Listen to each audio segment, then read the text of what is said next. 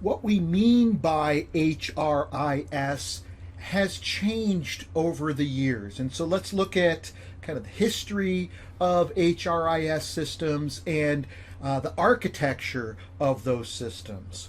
Way back in the dinosaur days, the early days, the 1970s, when there were mainframe computers and you didn't have personal computers either in the office or at home or anywhere.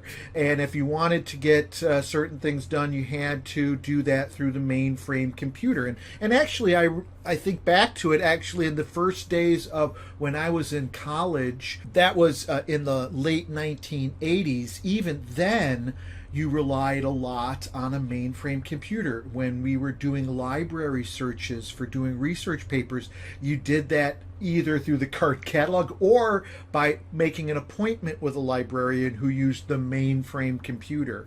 Or I remember in my statistics classes, the statistical programs weren't on personal computers, they were on the mainframe, and you had to do things on the mainframe. So back in the early days, there weren't those individual computers. As we got into in the 1970s though, and more in the 1980s, you started to see the advent of personal computers, smaller computers that were meant for individual users that could be at each workstation. Again, these computers had limited capabilities compared to the mainframe. So within business settings, what they would do is set up a system where there was a network, an internal network, where the personal computer was linked to the mainframe computer at the office, and that was called the server. Okay, the desktop